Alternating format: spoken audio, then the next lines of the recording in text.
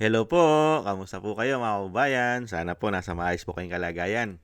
Si Kamanong po inyong lingkod ay nagbabalik po muli at tayo po ay magsama-sama magkomentuhan dito po sa Tambayang Makabayan. Mag-umpisa na po tayo. Komentuhan po natin mga kababayan. Ito pong impeachment ng ating Vice President na tinatawag pong fishing expedition.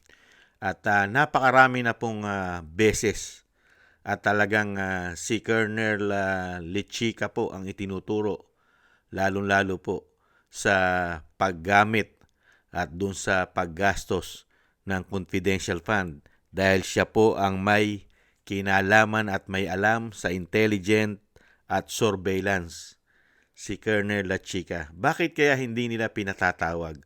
At nang matanong nila, mga kababayan, yung mga gusto po nilang itanong kung nagamit po ba ng tama yung confidential intel fund ng Office of the Vice President. Hindi po ba ang makakasagot lang yan ay si Colonel Lechica. Kaya nga po pati si Senator Chis Escudero ay nagtataka bakit hindi pa po pinatatawag ito pong si Colonel Lechica at hindi pa po ito pinapasubpina ng prosecution. Bakit kaya? Dahil niluluto pa kaya nila di umano para bumaliktad at pumabor sa kasinungalingan nila? Di umano? Nagtatanong lang po tayo.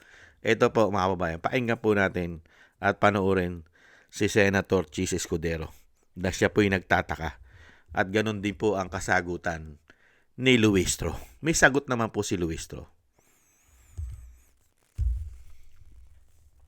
Kahit gaano kalakas ang line. Although Attorney Ligutan answered already earlier, I think you cannot ignore the fact that the witness has been naming one specific colonel for the whole afternoon and this morning, and the name of the colonel does not appear in one of those you are seeking to issue a subpoena against. Out of curiosity, although we cannot compel you, counsel, at some point, do we expect that to happen?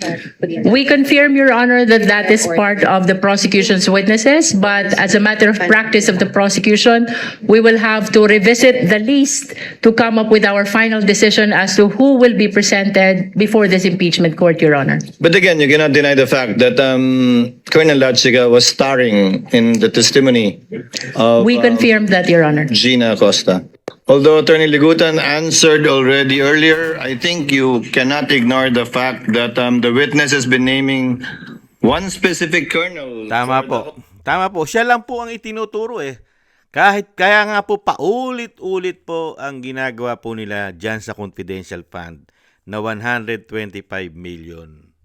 Napilit po nilang iniipit at pilit po nilang pinaamin na hindi naman po itong mga Office of the Vice President katulad po nila Gina Acosta, mga kababayan, at yung iba pa na pinapatawag po nila dyan sa hearing katulad po ng COA, mga kababayan. Samantalang ang itinuturo naman po sa lahat nito, lalo-lalo po sa paggamit ng confidential intel fund, ay si Colonel Lechica. Ang ano po sagot ni Luistro?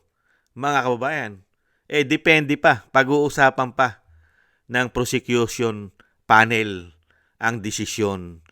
Pero ang tanong, gaano pa katagal bago nyo iharap? Bakit? Hindi pa ba nakakausap? Wala pa ba ang script, di umano?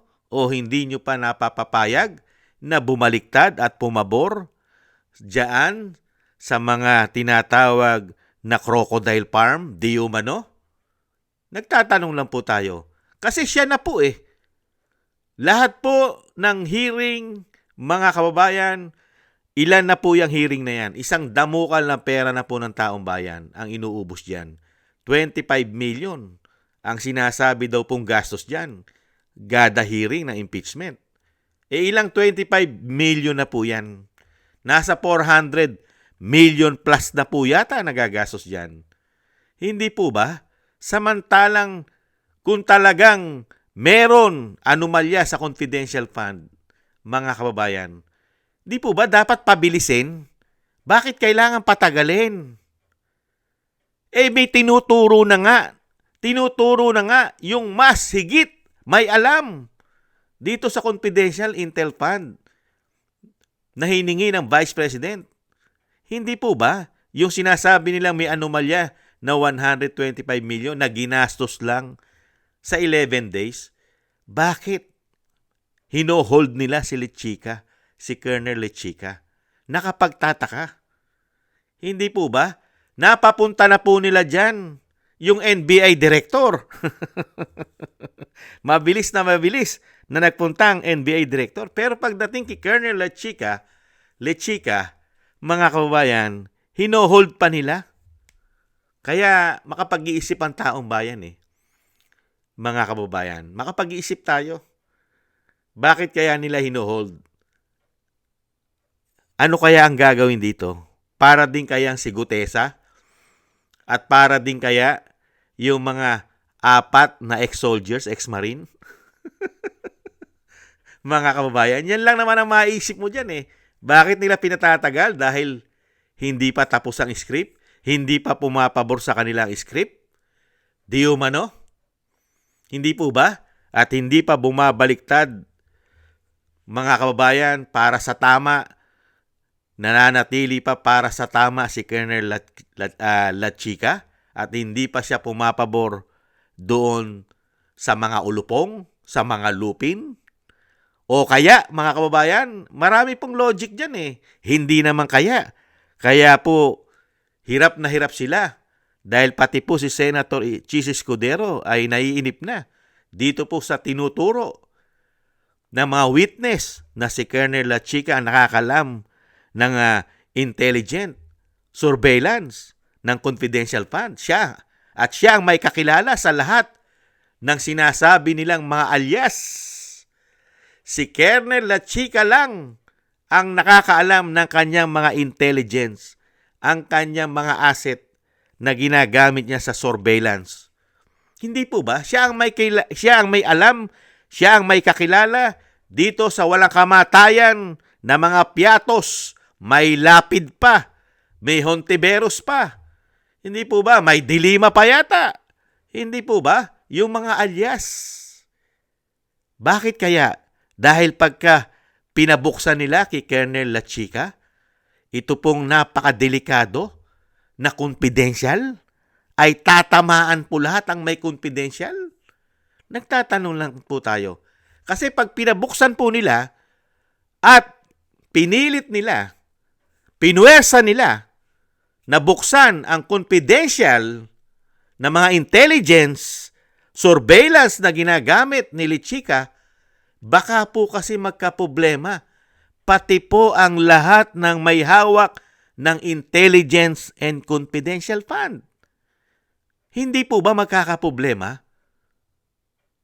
Dahil isang kernel na yan ang number 1 na trabaho ng mga alagad ng batas, mga men in uniform na mag-surveillance. Lalong-lalo po sa mga masasama na grupo dahil dyan pang CPP, NPA. Hindi po ba kailangan gamitan niya ng surveillance? Confidential? Hindi po ba? Intelligence? Kaya yan lang po naman ang nakikita natin logic dyan eh. Nababahala sila. Pagka pinapunta nila dyan at tumayong witness nila si Lechica, dahil yan po ang lagi po nilang ibinabato sa Vice President, yung mga alias, paggamit, kung saan dinala ang pera ng confidential fund, bakit binili ng mesa, bakit binili ng upuan, bakit binili ng pagkain, bakit binili ng gamot. Si Colonel Lechica din po ang makakasagot niyan. Hindi po ba, mga kababayan? Kaya nga po ang nakikita lang po natin dito. Komento ko lang po. Baka po kasi magkaroon din kaya ng kudita? Dahil iipitin mo at gigipitin mo isang koronel na gumagawa po ng kanyang katungkulan bilang alagad ng batas, bilang men in uniform. Yung po ang kanyang trabaho, ang mag-imbestiga, lalong-lalo po sa mga grupo ng masasama. mag-surveillance? Hindi po ba? Ngayon, pabubuksan nyo ang kanyang confidential? Hindi po ba confidential? Kasi pag binuksan po yan at pinilit po nila na buksan ang mga alias, uulit-ulitin po natin, lahat po yan halos tatamaan. Pati po ang confidential intel fund ng tinatawag na bangag ng kanyang ate dahil higit di hamak na napakalaki ng intelligence at confidential fund ng tinatawag na bangag ng kanyang ate. Hindi bababa sa 4.5 billion. Napakarami pong alias yan.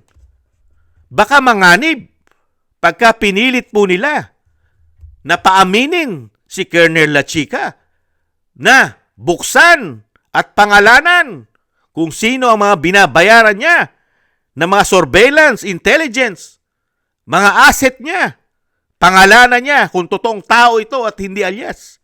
Baka malintikan. Baka pati mga confidential intel pa ni Gibo, Chudoro, at ng PNP, General, ganun din ng NBI, si Matibag. Baka mabuksan. Hindi kaya ang DILG, lahat ng umahawak ng confidential fund, baka madisgrasya pag binuksan po ang libro niyan. Hindi po ba? Kaya nga po mga kababayan, yan lang po ang nakikita natin na logic. Kaya hirap na hirap po sila. Talagang pinagtatagal pa nila sila Chica na siya lang naman po ang itinuturo dito po sa Sarsuela at pinagtatagal na impeachment ng Vice President. Iyan po, confidential fund. Alam na po kung sino ang tinutumbok at tinuturo. Pero pilit pa po nilang pinagtatagal at kung saan-saan pa po nila Sarsuela at fishing expedition dinadala. Hindi po ba? Dahil napakahirap kasi mag-impeach.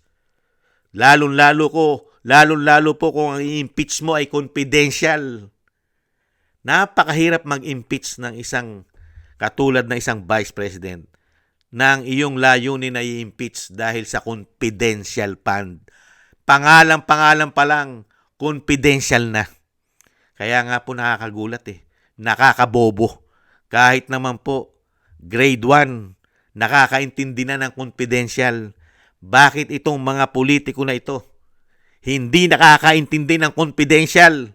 Samantalang napakaraming may hawak na confidential na kauna-unahan ang Pangulo ng bansa. Bakit kaya? Unbelievable. Yan po mga kababayan, hintayin po natin kung kailan po nila ipatatawag si Colonel La Chica na siya po ang itinuturo po ng mga witness dahil siya po ang nakakaalam pagdating po sa intelligence, surveillance at ang mga asset na ginagamit ng kanya pong trabaho mag-surveillance. Hindi po ba? Maraming salamat po mga babayan sa nagusto po natin tambayang makabayan sa YouTube at TikTok. At ganoon din po sa inyo po mga nagko-comment, like, share, and subscribe. At sa patuloy po nagsusubscribe, maraming salamat po sa inyo. Shoutout po sa inyo lahat. At thank you rin po sa mga nagbibigay po ng tulong at biyaya. Shoutout po sa inyo. Eric Hershaw from Canada. Kay Jim Aris from United Arab Emirates. Ako si Pilam, Ani Jo. Si Tatay Nick from Toronto, Canada. Mary Natividad Bilden from Netherlands. Gayat Chena. Jesus Valdipena, Rolando Guerrero. Mila Yi. Felipe Shapno from Texas, USA. Ma'am LB Sermani from North Miami, Florida, USA. Mika Ligaspi, Frank Zamora, Romulo Di Binagracia from Bacolod City. Maraming salamat po sa inyo. Shoutout po sa inyo lahat. Ingat-ingat po kayo sa inyo po mga paggawa. At syempre po mga kabayan, tayo rin po. Taste lang po. At kailangan po natin magdasal at manalangin na tayo po maingatan sa kapahamakan. God bless po sa inyo lahat. Muli po, paalam, bye-bye.